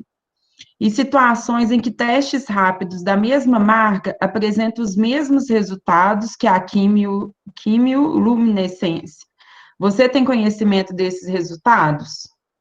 Olha, Patrícia, a gente já viu que, às vezes, a taxa desses testes, elas não são uma sensibilidade 100%.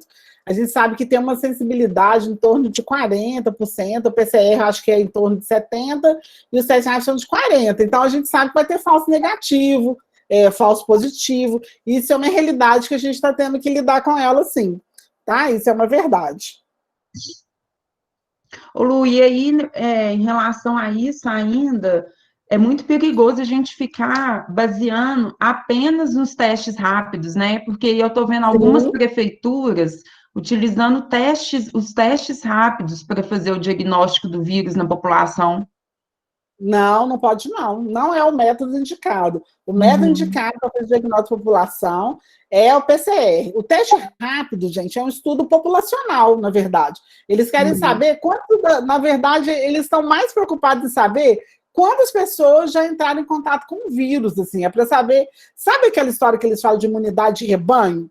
De que uhum, quando tantos por cento da população foi atingida, significa que já começa a ter uma proteção coletiva? Eles estão querendo avaliar isso. A imunização de rebanho tem que ser em torno de 20% da população ser acometida. A gente não chegou nem, a gente não tem isso.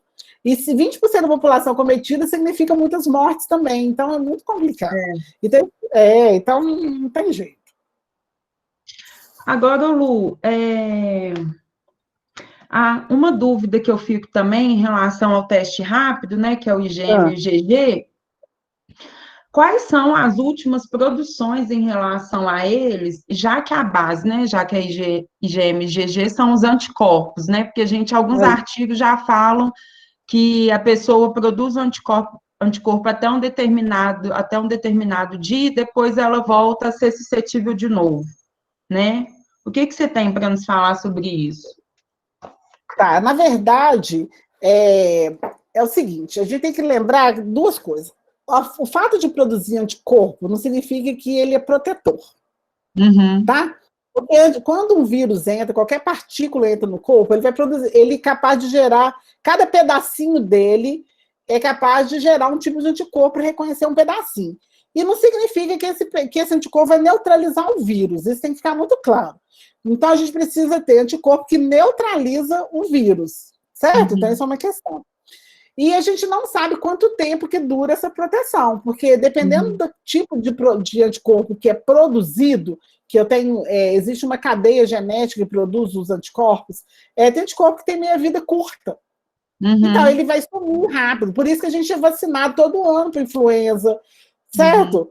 A gente precisa vacinar todo ano para influenza, porque você não consegue ter imunidade. Agora, tem uns que têm imunidade longeva. Você vai imunizar para a febre amarela, para ter uma proteção de 10 anos. Tá? Então, por isso, por conta da especificidade dos anticorpos. Mas o que eu sei da proteção desse coronavírus, que eles estão correndo atrás, são das células T, são os linfócitos T citotóxicos, que a gente precisa ter essas células T para produzir uma resposta eficiente. Então, quando você imuniza a pessoa, não preocupar só com a produção de anticorpo, preocupar também com a produção de linfócitos T e que vão gerar linfócitos T de memória, né? E que eles vão ser capazes de nos proteger. Então, eles acham que esses linfócitos T, quem produzir essas células T, que vai ter uma proteção mais eficiente. Ah, entendi. E com a mutação do vírus, não altera essa produção das vacinas? Sim, altera, mas até agora, graças a Deus, todas as mutações que existiram não mudou nada na linha de montagem do vírus, nada que mexesse na sua agressividade, entendeu? Entendi. Aumentou a capacidade dele penetrar na célula, mas não mexeu na sua estrutura proteica, algo que tivesse que mexer na imunogenicidade dele até o momento. Entendi. O Gel tinha falado que tem uma pergunta também. Pode fazer, gente. Eu tenho... A minha internet está um pouco lenta aqui, Luciana. Você está me escutando bem? Estou ouvindo. Tá? Eu não vou nem ligar minha câmera, não, para não complicar. Não cair, né? Olha só, você até falou um pouquinho aí a questão da OMS e tal, e durante a sua fala, você falou assim, não vou entrar por esse viés político, né? Sim. Mas eu vou fazer eu vou fazer aqui um pouquinho de advogado do diabo, porque assim, tem algo que eu fico um pouco curioso. Claro, assim, a gente está numa situação, né, no Brasil em particular, o coronavírus, ele pegou, né, essa pandemia, ele pegou o país completamente dividido, né, nós já estávamos numa cisão profunda, né, esquerda, direita, E isso, o coronavírus, ele veio, essa pandemia, ela veio, não sei se revelar ainda mais essa cisão, aprofundar ainda mais essa, né, parece assim que são grupos completamente, ortogonalmente opostos, né, assim, uma coisa muito diferente. Né? Sim, aí, eu vi agora, né, você, ao final, você falando desse seu blog de divulgação científica. Então, assim, eu acho que é um momento muito complexo que a gente está vivendo do ponto de vista da ciência, né, para quem trabalha com ciência, lidar com toda essa situação, né. E aí, que eu tenho alguns amigos, né, que assim, são a favor, né, do grupo que está no poder atualmente, tal. Não vou querer aqui polemizar, mas eu queria te escutar numa questão, né, porque tem sido falado muito assim que a OMS, ela tem que ter, né, hoje, por exemplo, eu vi no Facebook de uma pessoa, a OMS e a China tem que pagar pela essa pandemia, né, esse discurso, né, e aí aquela coisa do vírus chinês, né, que o nosso ex-ministro da Educação colocou, tal, e aí vem um pouco essas teorias conspiratórias, que, não sei, estou falando que é conspiratória aqui, mas, né, a China teria feito esse vírus em laboratório e tal. Do ponto, você que trabalha com isso, né, que biologia molecular e tal, você acha que isso realmente é uma hipótese completamente estapafúrdia? Ou isso tem, né? Porque acho que é para a gente poder, inclusive, tentar conversar com essas pessoas, porque está ficando difícil, né? A gente não encontra mais uma forma de conseguir construir consenso de alguma forma com essas pessoas. Então, assim, o que você fala para a gente a esse respeito? É possível ou é completamente estapafúrdia essa ideia de que um vírus tenha sido criado em laboratório na China, que queria simplesmente depois vir com uma vacina e vender para o mundo? Enfim, o que você pensa de tudo isso? Olha, o que eu penso, Giovanni, é o seguinte. Primeira coisa, é possível criar um vírus no laboratório? Sim, possível. É uma estrutura extremamente simples, igual eu mostrei para vocês aqui. É uma das coisas, é uma arma biológica poderosíssima. Poderosíssima. Inclusive, os Centros de Controle de Doença, eles ficam, né? Você tem regras rígidas para controle, para utilizar esses vírus, né? Você não consegue manipular um vírus desse num ambiente laboratorial normal, né? É uma estrutura extremamente sofisticada. Mas existe a possibilidade, sim. Então, isso existe, tá? Existe, e existe tecnologia para isso, né? Mas quem conseguir fazer isso é de uma inteligência acima do normal. A pessoa vai dominar o mundo, porque é uma arma que vocês viram aí que se espalha facilmente, ok. Então, existe a possibilidade. É esse o caso? Não, não é esse o caso. Por que não é esse o caso até o momento de informações que nós temos? A Nature publicou, um grupo de pesquisadores publicaram um artigo na Nature. Eles fizeram sequenciamento do genoma lá de Wuhan, né, que foram os primeiros focos, e eles fizeram, pelas etiquetas genéticas, né, do genoma do vírus, eles viram que ele não foi manipulado, porque é possível você ver, quando você manipula, tem regras de manipulação genética, você tem que introduzir sequências para permitir que esse ser vivo, essa entidade biológica seja construída, entendeu? Então, a construção genética, ela existe só através de etiquetas, de manipulação genética. Então, eles viram que não existiam essas etiquetas na sequência dos vírus que eles avaliaram. Então, eles descartaram completamente a manipulação em laboratório desse vírus. Eles mostraram que a sequência dos vírus que surgiram lá em Wuhan, eles são muito idênticos à sequência dos coronavírus encontrados em morcegos. É isso. Agora, como a gente está num mundo politizado e polarizado, as pessoas querem arrumar um vilão. Aí você me fala assim, não quero, realmente, eu fico tentando não falar de política, porque é um momento que eu quero falar de ciência. Mas a gente sabe que se a gente falar de ciência e saúde, a gente acaba falando de política, porque não tem jeito que defina as políticas públicas. Então, você me pergunta assim, houve falhas políticas em quais esferas? Olha, houve falhas políticas em várias esferas. O prefeito de Wuhan, qual que é a falha da China que eu vejo? A cultura eu não posso culpar, concorda? Porque é hábito de cultura. Se eu falar de Diamantina, as pessoas comem mocó. A sorte é que comem mocó fervido. Sim. Porque se comer mocó cru, podia saltar um vírus daí sem falar que era o vírus diamantinense. Não é? Então, assim, hábito de comer animais silvestres é uma tradição mundial, vários locais, várias etnias, raças, etc., como na África, etc. Então, falar que é vírus chinês por conta disso, eu acho ruim. Mas, qual foi a falha da China? Foi o prefeito não ter liberado os dados rapidamente. Ele escondeu os dados. Entendeu? Ele só contou que estava fora de controle, ele só contou que tinha essa doença que estava se espalhando rapidamente, quando ele perdeu o controle e 1 milhão de pessoas que entram naquela área industrial de Wuhan saíram e começou a espalhar. Na hora que apareceu, começou a aparecer focos em outros lugares do mundo, então ele não podia. Porque enquanto fosse um problema só da China, ele ia ficar guardando ali, entendeu? Porque a China é uma ditadura. Se fosse um problema só deles ali, local, talvez a gente nem soubesse. Entendi. A verdade é essa. Mas como é uma área de negócio, recebe gente do mundo inteiro, ele teve que falar. Então, houve uma falha política, ele sim. Inclusive, ele acha que ele pediu demissão, ou fez um retratou, etc. Qual que é a falha da Organização Mundial de Saúde? A Organização Mundial de Saúde, como uma entidade global e que tem que atender pessoas, países, organizações políticas de várias segmentos, ela fica ali tentando fazer um jogo de cintura, sabe? Para não acusar um, não acusar o outro, não sei o quê. Então, a Organização Mundial de Saúde, ela demorou a informar que era uma pandemia. E esse delay é ruim.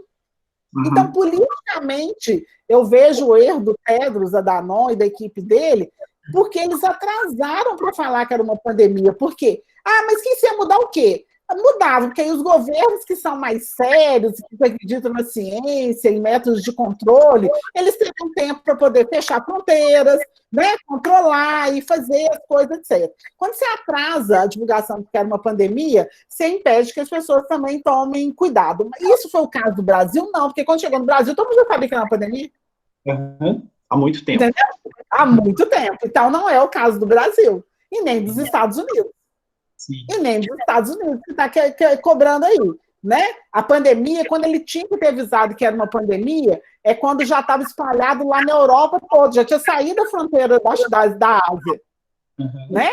Então, a gente já sabe que é o quê? Se já tinha saído da fronteira da Ásia e chegar na Europa, para chegar nos outros continentes, era o quê? Rápido. Porque a SARS de 2002, ela ficou restrita lá. Sim. Poucos casos saíram de lá e a taxa de contágio era baixa. Eles já sabiam que o R0 desse vírus já era em torno de 3, né? E que ele tinha uma taxa de replicação rápida, ele já tinha que ter feito uma projeção melhor. Quem fez as melhores projeções foi o Imperial College de Londres, né? Que eles conseguiram fazer as projeções todas e contar como é que funciona. Então, eu vejo mais ou menos assim. E o Brasil falha na hora que essa polarização política ela está dominando o cenário tanto daqui quanto nos Estados Unidos e alguns outros países aí. Porque fica nessa guerra de achar que toda medida que por exemplo, que um governante mais fala que não acredita, e que as pessoas têm que seguir igual boiada.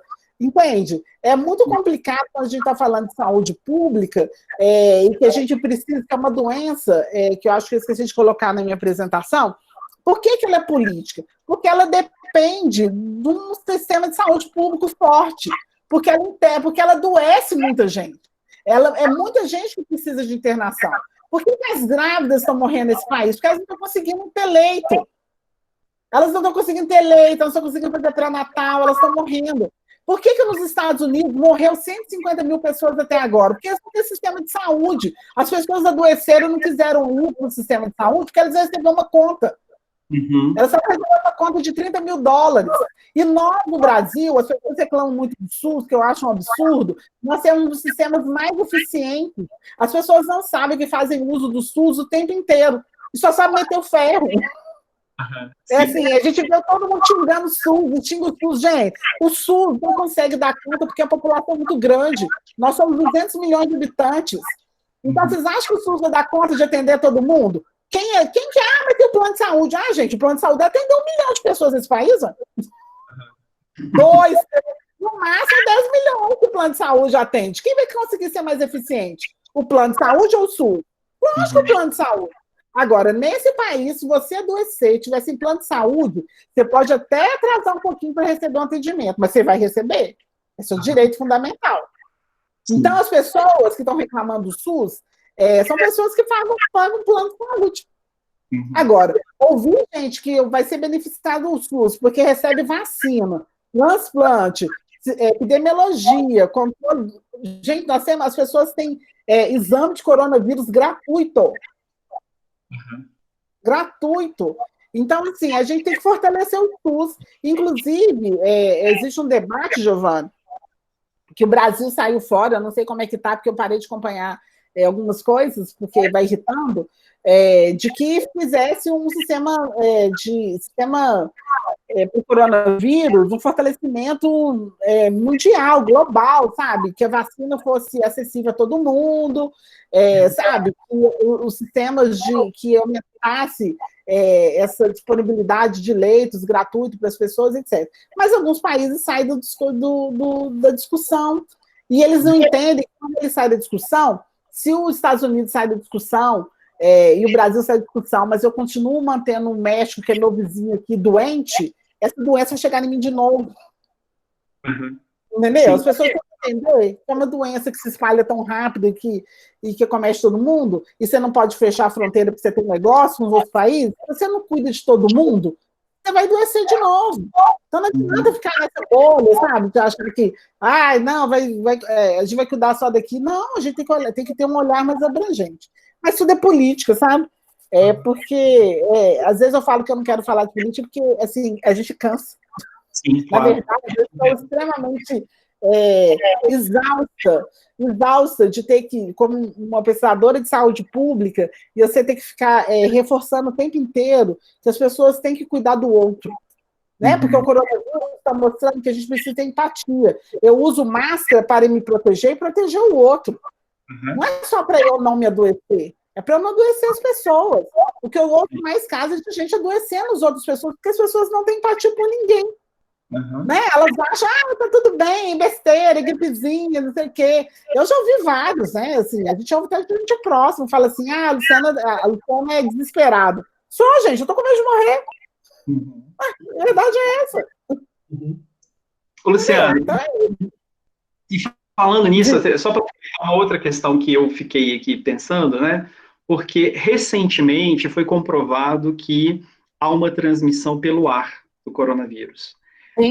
Não sei se você viu esse trabalho, me parece que foram cortes de militares da Suíça, e um que usava máscara, né? Uma coorte que usou máscara e a outra que não usava. Sim, massa. Exato. Então, esse trabalho acho que tem 1 ou 2 semanas que foi publicado e que comprovou-se realmente que no caso do coronavírus, as máscaras oferecem uma proteção adicional. Sim. Mas, inclusive, na sua apresentação, ao longo da sua apresentação e no final, o vídeo que você passa, deu para entender que, assim, essa coisa do uso de máscara, ela já é sabida há bastante tempo, inclusive lá na Coreia do Sul, que foi um dos países que parece que lidou melhor com a questão do coronavírus, que conseguiu, né, ter um sucesso muito grande na condução, assim, na contenção do coronavírus, ainda no início da pandemia, né, eles usaram as máscaras. Aí eu te pergunto, se isso já era sabido, né, há mais tempo, por que demorou-se tanto a tomar essa decisão do uso das máscaras? Já não havia evidência científica suficiente, mesmo ainda, né, que a gente não tivesse um trabalho especificamente com o coronavírus, mas já não havia evidência suficiente de outras pandemias, e esse seria realmente uma forma efetiva de lidar com a situação? Giovana, isso é tão interessante porque é o seguinte, na verdade, no surto da gripe em 1918, né, que a gente teve aqui no Brasil, inclusive, 18, 14, a gente teve o mesmo cenário de agora, gente não acreditando, gente acreditando, pedindo distanciamento, etc. E lá, os infectologistas já pediam o uso de máscara, e essa adesão era meio a meio também. Então, a gente tem que aprender com o passado, né? Aí, agora, o que aconteceu? Como a gente tem uma economia muito dependente de outros, por exemplo, o que aconteceu no Brasil, de não ter pedido para usar máscara, vou falar do Brasil, é porque a gente não tem produção local de máscara. Foi a coisa mais absurda que a gente viu.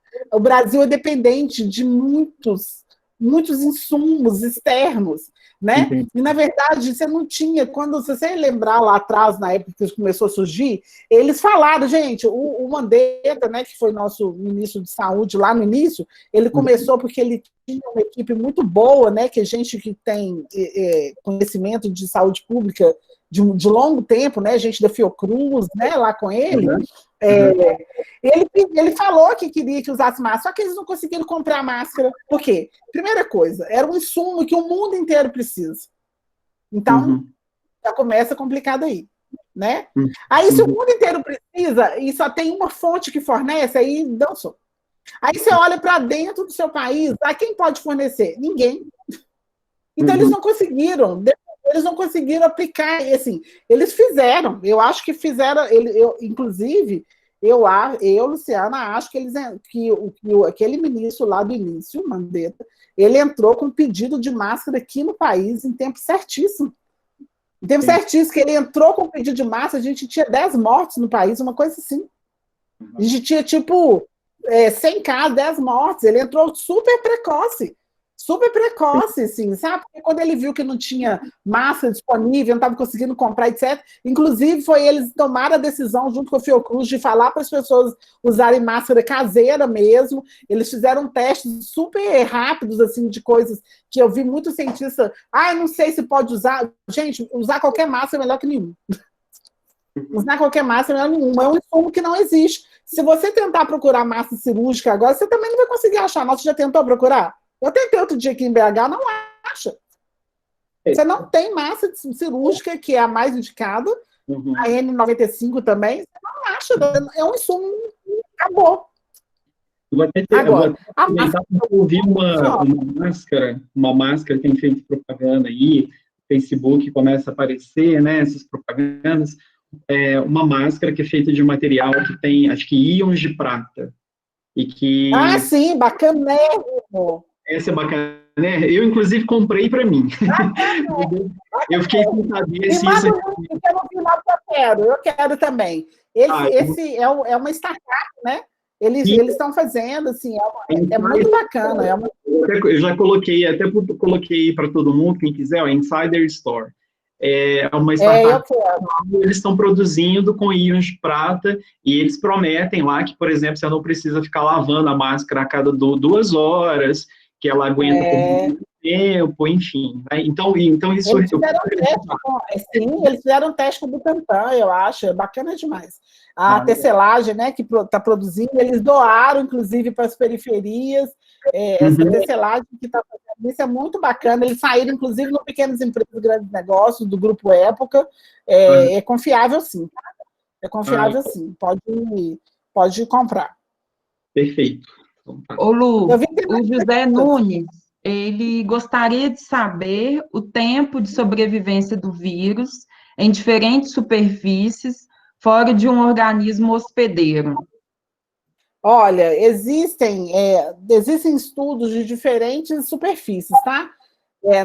Tem superfície, eu não vou lembrar de qual agora aqui, mas tem superfície que dura 4 dias viável, e tem superfície que dura 15 dias viáveis. Por isso que pede para você limpar a superfície o tempo inteiro. Então, o que você tem que fazer com a superfície é limpar ela. É limpar. E uma coisa que vocês também têm que pensar que é o seguinte, sabe esse estudo que o Giovanni falou, de quem usa máscara, do estudo da Suíça? É uma das coisas que eu achei, foi um dos artigos que para mim foi mais importante. Por quê? O uso da máscara, ela reduz também a carga viral que você entra em contato com o vírus. E reduzir a carga viral significa o quê? Que se você entra em contato com poucas partículas, o seu corpo tem condições de responder a essa pouca partícula e te gerar resposta imune.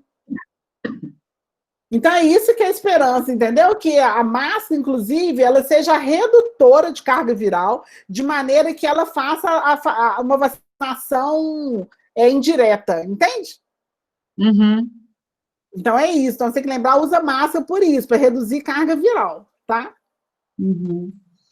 A Patrícia coloca uma observação, né? Eu acho que quando a gente estava falando dos testes rápidos, algumas prefeituras têm usado teste rápido para diagnóstico e IgG positivo como critério de cura.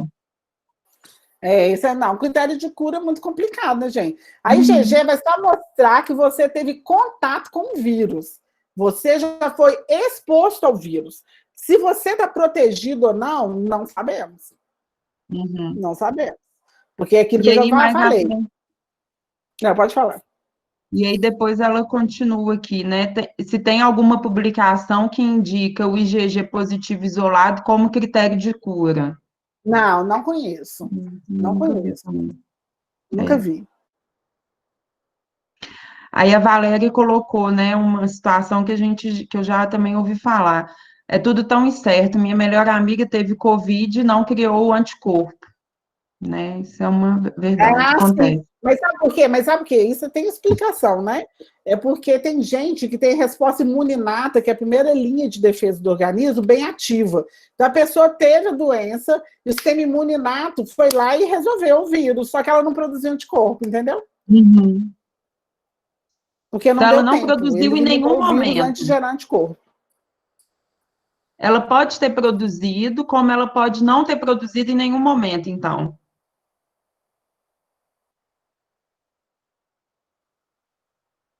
Voltou? Travou? Travou, você. Voltou. Agora você voltou.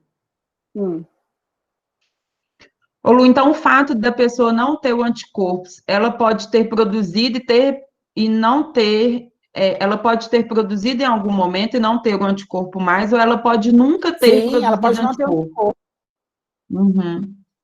A Maria da Luz Campos coloca, a pessoa pode ter Covid duas vezes. Na minha cidade tem caso, ou seja, foi positiva as 2 vezes e teve sintomas, numa questão de 1 mês. Olha, essa questão ainda é controversa, tá, Maria da Luz? Porque é o seguinte, não se sabe ainda se a pessoa teve uma reinfecção, ou se porque, quando ela fez o teste que ela estava livre do vírus, na verdade ainda tinha vírus nela, porque tem gente que foi encontrado o vírus ainda 1 mês depois. Então, pode ser que ela tinha vírus ainda, e estava debilitada, e o vírus voltou a crescer nela mesma. Não quer dizer que ela teve uma reinfecção, não. Isso ainda está sendo olhado com muito cuidado, porque os casos são raros e não sabem em que condições isso aconteceu, tá? Boa. O Mussage, ele coloca, gostaria de saber sobre os efeitos colaterais do vírus para quem é infectado e recupera, se tem comprovação científica. O Mussage, já tem estudo, sim, de que tem pessoas que estão ficando com sequelas, sim. A primeira é da função pulmonar, né, de quem tem a síndrome respiratória aguda grave, que está com dificuldade, vai ter que fazer reabilitação pulmonar. Já tem acometimento cerebral, né, porque é um vírus que tem tropismo pelo cérebro, já sabemos disso. Tem pessoas que estão com fadiga muscular, tem alguns comprometimentos, sim. Não é uma coisa que você... nem todo mundo que está curado está muito livre, assim, de ter eventos adversos ainda pós-infecção, não, tá? Por isso a gente está falando para todo mundo evitar de pegar. É um vírus que você tem que evitar de pegar mesmo. Ô, Luiz, são só os casos mais graves ou os casos mais leves também acontecem essas sequelas? Você já viu? Já está mais ligado àquele... Lembra que eu falei que eles estão identificados 6 sintomas? Estão ligados aos 3 mais severos. Os sintomas mais leves, os sintomas mais leves, na verdade, eles não descem, né, no corpo, né? Eles têm ficado muito na garganta e resolvido. A não ser que a pessoa tiver alguma desordem neurológica. Entendi. A Patrícia Silva. Luciana, vi a seguinte situação. O paciente teve Covid-19 diagnosticado por PCR. Foi curada, ela colocou entre aspas, e voltou a trabalhar. Teve morte súbita. O legista levantou a possibilidade da morte estar ligada ao Covid-19. Você já viu alguma coisa a respeito disso? É uma especulação absurda ou não? Foi o que você comentou, né? Existe sim, viu? Existe, é muito comum, tá? Até porque uma das coisas que esse vírus faz é a produção de coágulo. Faz muita produção de coágulo, tá? Então, tem pessoas que estão em critério de cura, mas sobrou trombos, né? Trombos no seu sistema circulatório, que entope uma veia e a pessoa morre. Uhum. A Maria da Luz... Tá. Desculpa, Lu, pode continuar. Não, que aí ela está com o critério curado, mas ela não melhorou de sintomas, né? Porque, tipo, gente, é só lembrar de gripe. Quando você pega uma gripe, aquela gripe sazonal brava, você pega ela, você tem aquela fase que você fica super doente, aguda, e depois você tem uma fase que parece que passou um tanque de guerra em cima de você, que você ainda está lá meio recuperando, assim, sabe? E nessa fase que está meio recuperando ainda, você ainda está, o seu corpo está reagindo, né? E no coronavírus é isso, a pessoa teve o critério de cura porque ficou livre do vírus, mas ela tem a fase ainda de recuperação do corpo, e às vezes alguns sintomas não são recuperados, como trombos, né? Trombose é uma coisa que mata. Uhum. Deixa eu ver aqui. A Maria da Luz pergunta, então a China propagou realmente o vírus? Não, gente, não é assim, não é que a China propagou realmente o vírus. A origem da doença começou lá. Se eu falar quem propagou foi quem foi lá na China. Quem propagou foi os italianos, os americanos, os europeus, quem foi lá fazer negócios, entende? A gente tem que tomar muito cuidado com isso. Igual eu falei, para mim, o erro da China foi não ter comunicado às comunidades, às entidades, rapidamente desse surto, para conter mais rapidamente. Falar que é um vírus chinês é um absurdo, porque eu já contei para vocês.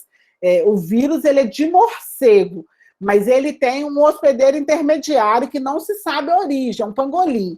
Existe tráfico de animais silvestres no mundo inteiro. Alguém pode ter levado um pangolim para a China, entendeu? Pode ter levado um pangolim para lá, e alguém criou lá, e foi nesse mercado de comidas cruas, comeu e espalhou. Entende? Então é muito perigoso falar isso, a gente não pode reproduzir essas coisas, porque o fato de ter nascido lá, por exemplo, o HIV surgiu nos Estados Unidos. Alguém fala que o HIV é americano? Uhum. O HIV surgiu nos Estados Unidos. Foi lá que começou a disseminação. Mas ninguém fala que é HIV americano. Agora, como é China, que todo mundo quer... a China tem um governo problemático? Tem, mas é problema do chinês, gente. O problema do chinês lá não é problema meu, não.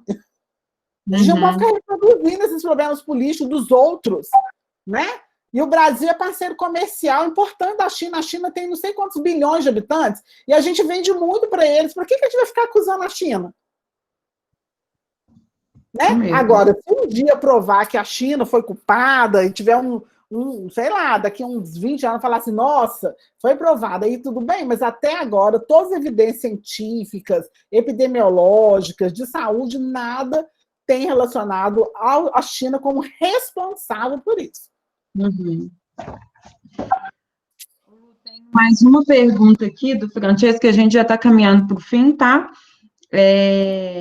O fato de não produzir anticorpos está associado a um fator genético ou existe algum método de estímulo à resposta imune e produção de anticorpos? Olha só, genético, gente. A gente está vivendo seleção natural em tempo real. É Darwin. O que nós estamos vendo agora chama-se seleção natural. Então, é genética. Tem pessoas que vão conseguir responder melhor e tem pessoas que não vão responder. As pessoas que estão morrendo rapidamente são pessoas com comorbidades, são pessoas enfraquecidas realmente geneticamente. Mas elas mereciam morrer? Não, porque a gente tem medicina, as pessoas são tratadas, né? Porque tem gente que morreu com comorbidade, mas com a comorbidade tratada. Eu sou hipertensa, eu tomo minha pílulazinha todo dia. Eu estou saudável, então, porque eu estou com a minha doença controlada. Então, eu não posso falar que, né, que a gente pode pensar que pode funcionar assim. Mas é genética mesmo. Agora, a produção de anticorpo, o que ela falou da questão da produção do anticorpo? Ou existe algum método de estímulo à resposta de estímulo? Sim, alimentação saudável. Lógico, né, gente? Olha, manter bons hábitos de vida, atividade física, alimentação saudável, favorece que você tenha uma resposta imunológica melhor. Isso é fato. Tá? Então, beleza. Pessoal, o Francesco mandou agradecê-lo. Obrigado. Obrigada a você. Tem uma observação aí do Mussagi, né? Associa-se HIV à África e não aos Estados Unidos. Porque, eles falam que lá na África transaram com macaco. Gente, assim... É muita teoria da conspiração. Quando surgiu o HIV, eles falaram a mesma coisa que falaram da China, que surgiu lá na África, que não sei o quê, mas emergiu, foi nos Estados Unidos. Uhum. Emergiu, foi nos Estados Unidos, igual emergiu na China. Uhum. Né? Se vocês buscarem a história lá, vocês vão ver que os primeiros pacientes de HIV eram os atores americanos, inclusive. Uhum. Ô, Lu, só mais uma coisa, né? Foi até bom o Mussad ter falado que quando você botou lá a população mais vulnerável, né? E as características, incluiu inclusive a população negra, só que cabe ressaltar que além das condições precárias, né, de vida e de saúde, a gente tem o racismo, né? A gente comenta muito, né? Sobre o racismo em saúde, que o racismo em saúde também mata, né? Isso é um fator que a gente não pode esquecer, né?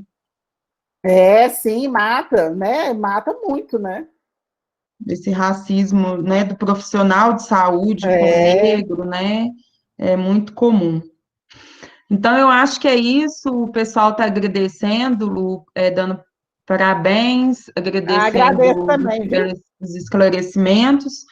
E eu acho que a gente finaliza, então, por aqui, né? Muito obrigada. Eu agradeço demais, viu, a audiência, né, de vocês aqui nessa videoconferência. Espero que uma próxima oportunidade, né, quando tudo passar, eu consiga ir à universidade, porque eu gosto de contato, eu gosto de gente, eu gosto de estar perto das pessoas, eu gosto de estar perto, eu gosto de sentir as pessoas, a troca é importante, mas agora a gente não pode, né? Então, enquanto a gente não pode, a gente fica aqui nesse afeto virtual. Um beijo para vocês. Um beijo, Lu. Obrigada. Professora Luciana. Pessoal, boa noite. Está só falando mais uma coisa. Desculpa, Flávia, pode repetir.